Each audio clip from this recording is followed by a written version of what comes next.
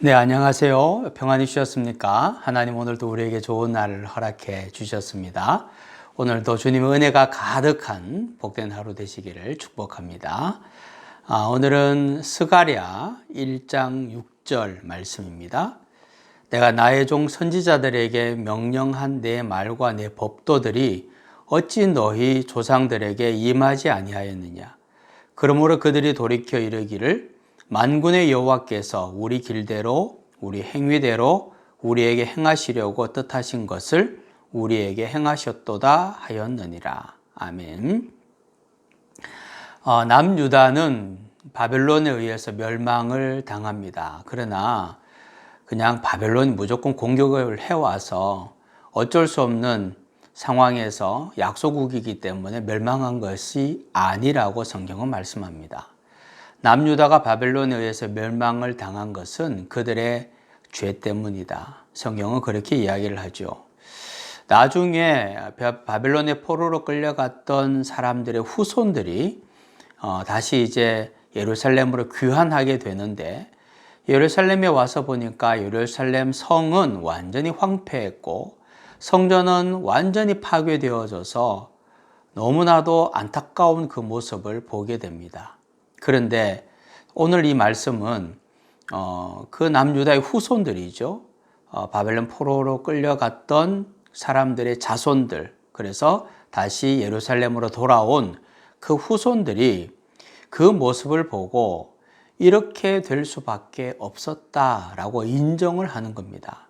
다시 말하면 이렇게 예루살렘 성이나 성전이 다 파괴될 수밖에 없는 죄를 조상들이 지었고 후손인 자신들이 이곳에서 황폐한 예루살렘을 바라보는 것은 당연한 일이다 라고 고백을 하는 겁니다. 그렇다고 해서 이 귀환한 사람들이 조상들을 원망하지는 않습니다. 오히려 그들은 자신들의 마음을 하나로 모으고 성전 재건을 하는 그 작업을 시작을 하는 거죠. 이 성전을 재건하는 그들의 모습을 보면 하나님의 구원이 시작되었다 하는 것을 알 수가 있습니다. 왜냐하면 우선 그들은 조상들의 죄악을 자신들의 죄악으로 인정을 합니다. 후손들의 입장에서 보면, 아니 우리 조상들은 어떻게 그렇게 살았나 이렇게 마음대로 정죄할 수 있지만, 그들은 우리도 어쩌면 그 자리에 서면 그렇게 죄를 지을 수밖에 없었을 것이다. 우리 역시도 이 땅에서는 연약한 존재라는 것을 인정하는 겸손한 모습을 보여줍니다.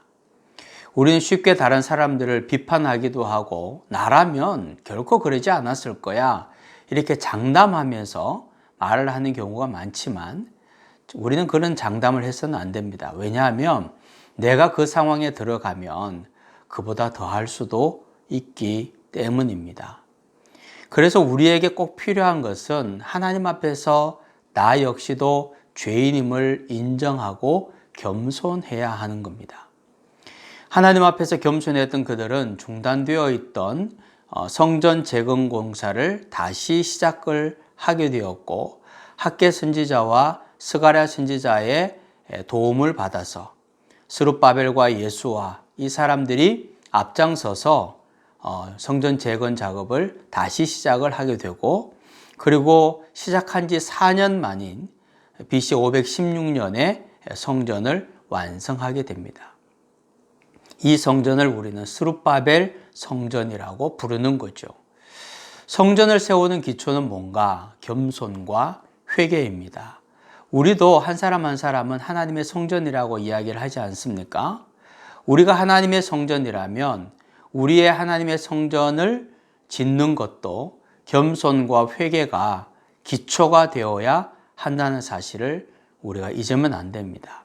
겸손하지 않고 회개가 없는 사람은 겉으로는 번지르르한 성전을 지을 수도 있을 겁니다. 그러나 그 성전은 금방 무너지는 성전이 될 수밖에 없습니다.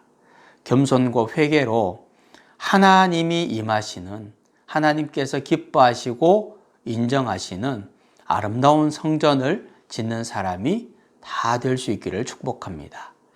하나님, 오늘을 살아가면서도 우리는 겸손과 회개로 우리의 성전을 잘 지어가게 도와주옵소서. 주님께서 기쁘게 거하시는 하나님의 성전이 되게 하여 주옵소서. 예수님의 이름으로 기도하옵나이다. 아멘.